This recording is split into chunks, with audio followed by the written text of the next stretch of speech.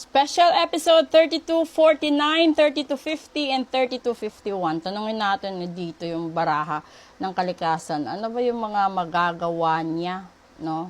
Or mabibigay niyang dahilan or additional information pa kung bakit maraming sakuna na nangyayari ngayon sa buong mundo, 'di ba? Kasi minsan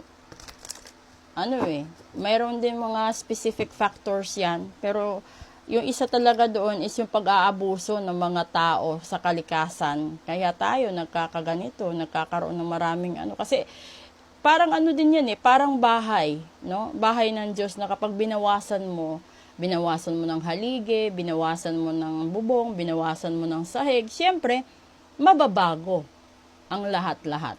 O ngayon, kuha tayo dito. Una, witch bones. Talaga, kakasabi lang Pangalawa, nourish. Ay, nako. Pangatlo, festival. Yun, di ba? O ngayon, nandun na tayo. Kasi, kakasabi ko lang yung haligi.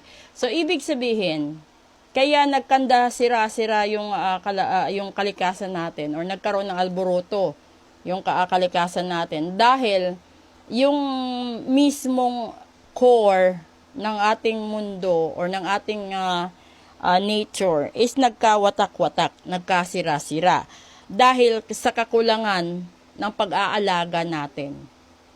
Kasi nakafocus tayo doon sa mga dito sa mga bagong pamamaraan, bagong teknolohiya na pilit nating binabago ang natural na nangyayari. No, yung para bang sobra-sobra na yung innovation, sobra-sobra yung enhancement na hindi mo na naingatan. Kasi para din itong ihalin tulad natin sa sa isang relasyon, no?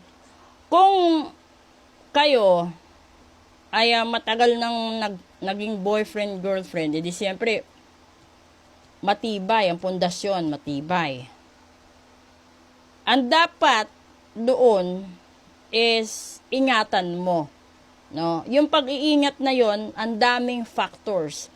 Ando doon lahat ng pagpasensya, ando doon lahat ng tiwala, ando lahat ng pagiging transparent mo sa bawat isa, pagiging totoo mo, pagiging makadiyos mo, etc. na kung ano man yung kailangan sa isang relasyon ninyo. Pero dito kasi minsan at kadalasan umaabuso ang isa sa kanila. Minsan ando doon na yung punto na okay lang, no, na maghanap ka ng iba kasi alam mo na yung karelasyon mo ngayon hindi ka iiwanan kasi takot siya na iwanan mo dahil mahal na mahal ka niya. Ando doon yung punto na nasa buhay ka na din or nasa punto na din na overconfident ka na alam mo na mamamatay siya, na parang hindi siya mabubuhay pag nawala ka. Kaya ikaw, dito lang nag-e-enjoy ka sa buhay mo, hindi mo alam na sasaktan mo na siya hanggang sa bumalik dito na magugupo minsan yung kalusugan niya sa kakaproblema. Kasi alam nyo, iba kasi yung impact ng stress na mental stress. Kasi yung stress na pagod ka lang talaga sa trabaho, kapag yun ay naipahinga mo, kumain ka at natulog ka, okay yun Pero yung mental stress kasi, lalong-lalo na sa relasyon, hanggat hindi mo kayang bitawan yan sa puso't isipan mo, magiging burden siya sa buhay mo. And then, kahit sabihin mong okay ka, yung ibang tao, pinapanood ka, tinitignan ka, sa aura mo makikita yan na hindi ka okay. Kaso wala silang choice. Kasi hindi ka rin, meron din naman kasing tao na hindi ka nila pipilitin Meron din mga tao na lagi kang kinukulit, no? Kung ano ba talaga yung totoo, kung okay ka lang ba talaga, naman may mga ganon. Tapos yung iba kasi dinadaan kasi, magaling kasi magdala Yung iba dinadaan na lang sa tawa, sa joke. Pero deep inside, andoon pa rin yung severe pain, andoon pa rin yung matagal mong inaasam na sana bumalik siya, matagal mong pinagdarasal na sana matauhan siya. Ayun yun, di ba? Kasi may mga bagay na hindi mo marirealize kung ano yung kulang at kung ano yung kung ano yung mali habang kayo pa. Nare-realize mo lang yan kapag magkahiwalay na kayo. Yung nagkaroon kayo ng space sa bawat isa. Kasi kapag overconfident ka sa isang karelasyon mo, happy-go-lucky yung takbo eh. Yung para bang walang katapusang kasiyahan, walang katapusang pagmamayabang, na kahit mambababae ka ng ilan, hindi ka iiwanan, kahit manlalaki ka ng ilan, hindi ka iiwanan kasi sobra kang mahal. Tapos doon din yung punto minsan na alam niya kahit nagloloko ka, hindi ka iiwanan kasi andyan yung mga anak nyo, gagamitin mo, no, na dahilan para di ka iwanan, yung mga blackmail na mga ganon, di ba? So, lahat ng factors na yun, nandito sa gitna.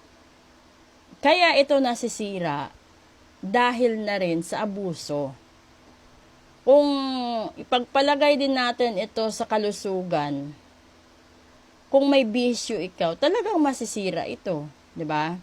Magkakasakit ka dahil hindi mo iningatan ang sarili mo sa sobra abuso mo dito na halos kulang ka na sa kain, kulang ka sa tulog, tapos inom ka ng inom, no? Yung iba, alam niyo na, may iba pang bisyo.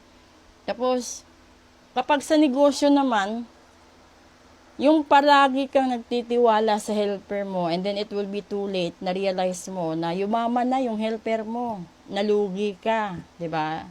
Ganun yun. Tapos, sa sobra, basta ang daming factors na ganyan, na ibig sabihin nito, bottom line, maparelasyon, pamilya, kalusugan, trabaho, lahat ng sobra, bawal. At lahat ng kulang, bawal din. Kasi, yung kailangan lang ng Diyos, or yung kailangan lang natin is, kung ano man yung ibinigay sa atin, yun na yung pagyamanin natin. Kaya nga tayo binigyan ng kanya-kanyang talent, kaya tayo binigyan ng uniqueness sa bawat isa. Kasi yun yung in-nourish natin. Dahil, kanya-kanya tayo ng bunga, kanya-kanya tayo ng panahon kung kailan magkaroon ng marami or konting bunga. And then, dito kasi yung festival na tinutukoy dito, pwede, no? Na kapag nagawa mong ingatan ang binigay sa yung biyaya, magkakaroon ka talaga ng matibay na pundasyon sa buhay mo. Hanggang future yan.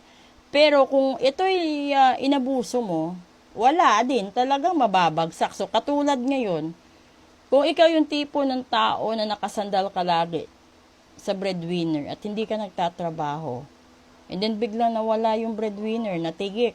O di wala. Mahihirapan ka. So, habang maaga pa, kung meron kang breadwinner, pag-aralan mo kung paano siya gumaan ng buhay, pag-aralan mo kung paano gumanda yung relasyon nila, pag-aralan mo kung paano naging matibay ang relasyon nila. And then, ikaw din mismo, kung alam mo na parang may mali sa pag-uugali mo, baguhin mo. Kasi, hindi lahat ng relasyon nasisira dahil lang sa nagmahal siya ng iba. Yung ibang relasyon nasisira dahil sa pera, yung ibang relasyon nasisira dahil sa ugali. So, wag nyo laging sabihin na naghiwalay dahil sa third party. Dahil yung pagiging third party is 50% lang sa totoong dahilan. Yung iba ayaw lang umamin na kaya sila hiniwalayan dahil abusado sila sa yaman ng asawa nila, sa yaman ng boyfriend nila, sa yaman ng ka-live-in nila. Kasi yung iba, frankly speaking, nagkaroon sila ng karelasyon hindi dahil sa mahal nila yun sa umpisa, kundi dahil yun sa tingin nila ang mag-aahon sa kanila sa kahirapan. Kaya nung natikman na nila yung kasaganaan sa buhay, nakalimutan nilang ingatan yun hanggang sa na-realize nung isa na tama na, 'di ba? This is it. O di tapos, So, sana na-learn nyo yung lesson nyo, wag nyo nang ulitin para hindi na rin mangyari ulit lahat ng problema.